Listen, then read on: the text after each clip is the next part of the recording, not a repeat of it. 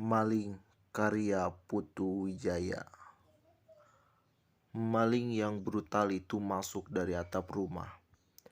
Lalu seperti Tarzan turun lewat tambang di ruang depan. Ia membungkus barang-barang berharga yang ditemuinya dan mengereknya ke atas. Tapi sebelum pergi ia tertarik pada sebuah lukisan. Maling itu mengeluarkan lampu senter dan memperhatikan lukisan itu. Wajah seorang anak yang tersenyum sambil mengucungkan es lilin yang sedang dinikmatinya. Maling itu terpukau. Ia mendekati lukisan dan mengusap-usapnya. Kemudian menciumnya, lalu mengelusnya lagi. Dan akhirnya ia menangis terseduh-seduh. Pagi-pagi pembantu rumah mau buka jendela dan membersihkan ruang depan. Ia terkejut melihat ada orang asing tidur di kamar tamu. Mengendap-endap, ia mundur dan masuk ke ruang dalam. Maling itu terbangun.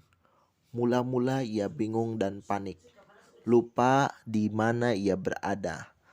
Tapi begitu kembali bertatapan dengan lukisan anak dan es lilin itu, ia segera sadar. Ia sudah ketiduran dan hari telah pagi.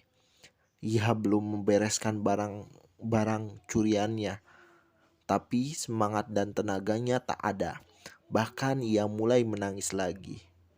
Suami pemilik rumah muncul. Dia membawa samurai yang terhunus. Melihat pencuri itu menangis, ia tertegun. Lalu memberi isyarat kepada istri dan pembantu lebih baik melaporkan semua ini pada satpam dan tetangga. Sementara maling itu mulai ngomong pada lukisan di depannya. Dul, kalau lewat di Indomaret, kamu mesti minta dibelikan es krim lilin sekaligus 2 supaya nyambung. Waktu itu umurmu baru 4 tahun. Lagi lucu-lucunya, kulitmu halus, bau tubuhmu harum, suaramu masih cadel. Cicak, cicak, dung, dung, dung. Diam-diam merayap, datang seekor nyamus. Selalu tersenyum. Tertawa renyah lepas tak punya beban. Apa-apa seperti juga semua anak kecil yang lain. Kalau tidur, kamu suka berbicara. Kata orang tua itu kamu lagi main dengan teman-teman malaikatmu. Sekarang, di mana semua itu? Kemana hilangnya? Pergi begitu saja, meninggalkan bapamu. Hanya sisa-sisanya masih muka menempel di sana-sini. Kalau ketemu badanku jadi lemes, aku tak bisa bergerak. Pikiranku kamu bawa semua. Maling itu terus bicara pada lukisan dengan mata berlinang-linang. Di luar rumah terdengar warga kasak-kusuk. Tolong, di rumah kami ada maling kesiangan. Maling? Iya, pencuri kesiangan sekarang ada di kamar tamu. Lapor satpam saja. Ini mau ke sana sekarang. Bagaimana, Pak? Ada maling di rumah kami. Bawa senjata, Bu. Mungkin bawa juga. Maling biasanya tak bersenjata. Filsafatnya masuk ambil lari hilang. Ada, mereka tak mungkin berani operasi sendirian kalau tanpa senjata. Hanya saja senjatanya tak kelihatan. Biasanya ilmu hitam. Orang menangis sekarang. Masa menangis? Kenapa ya? Mungkin kena tilap yang jaga rumah Bapak. Tidak ada yang jaga kok, kami tidur semua. Digerebek saja. Lebih baik lapor polisi. Cepat tapi baik, kami koordinasikan dulu. Mesti diatur taktik dan strategi penyergapannya supaya tidak sampai jatuh korban. Berapa orang, Pak? 1 dan orang kecil. Maling biasa kecil. Kalau besar dia merampok. Tapi yang kecil lebih sadis. Ponakan saya dulu siap-siap bawa senjata. Mungkin jin yang jaga rumah Pak Muin sudah membuat dia kehilangan orientasi. Mungkin dia mabok, orang gila kali. Rumah Pak Muin memang ada penunggunya. Jangan pakai senjata tajam, Bu. Sudah. Saya coba dulu nego secara damai supaya jangan timbul kekerasan. Tahan dulu. Kalau Pak Muin gagal nego baru serbu. Perempuan di belakang saja. Halo, tolong bisa kirim reporter untuk meliput. Di rumah Pak Muin ada maling kesiangan. Maling kesiangan. Rumah Pak Muin memang angker, sudah pernah ada pencuri, tapi tak bisa keluar, muter-muter terus seperti orang stun. Sampai geli kita lihat kelakuannya. Jangan pakai senjata, diplomasi saja. Baik-baik, tidak apa. Coba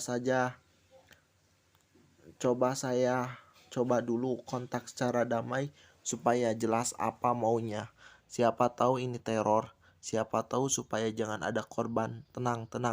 Silakan Pak Muin, jangan takut, kami backup dari belakang. Maling itu masih menangis. Pak dan Bu Muin muncul dari dalam rumah, di backup oleh 2 satpam yang menghunus pisau dan pentungan. Kasakusuk warga berhenti. Selamat pagi Pak. Maling itu terkejut. Ia menoleh tapi nampak sangat lemas. Selamat pagi Pak, Bapak siapa? Maling itu seperti tidak mampu bicara. Muin terus menyapa. Saya Muin, pemilik rumah ini. Bapak kenapa di sini? Bapak siapa? Maling itu kembali menangis. Bapak kenapa menangis di rumah saya? Bu Muin memberanikan diri maju. Kami ini orang sederhana, Pak. Kami tidak punya apa-apa. Kenapa Bapak di sini? Kami tiba-tiba maling itu berlutut di depan Muin. Ampun Bapak Ibu Muin, saya salah. Hukum saya berdosa. Mohon dimaafkan. Ampun. Bapak siapa? Saya maling. Semua terkejut, termasuk warga yang nguping di luar rumah. Bapak ke rumah saya ini mau maling apa? Itu maling menunjukkan kebungkusan yang dikerek ke atas masih melayang. Itu barang-barang kami yang Bapak mau curi. Ya, Bapak mau bawa kemana? Saya mau jual, tapi itu kan milik kami. Ya, saya salah, saya dosa. Akan saya kembalikan, saya minta ampun. Saya tobat, Pak. Tapi tenaga saya amblas setelah lihat gambar itu. Maling menunjukkan lukisan. Badan saya lemas. Baterai saya lobet. Saya tidak mampu bergerak. Otak saya beku. Saya jadi ingat Dul. Dia anak saya waktu umur 4 tahun. Saya lengkap sekejap. Padahal hanya sekejap, tak ada 10 menit. Karena mau beli rokok, saya tinggal dulu sebentar di pinggir jalan. Waktu saya kembali, budak saya sudah hilang. Saya cari Dul kemana-mana. Saya lapor polisi. Saya bayar detektif. Dul tetap hilang. Istri saya ngamuk. Dia menuduh saya jual anaknya. Dia marah lalu ninggalin saya kawin sama bule. Tapi saya tak peduli, yang penting anak saya Dul kembali.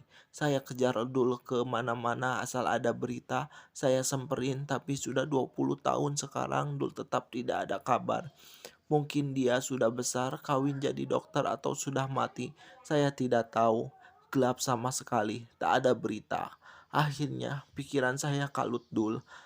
Saya terjerumus jadi maling, tapi lihat gambar itu saya jadi lumpuh. Saya tobat, saya.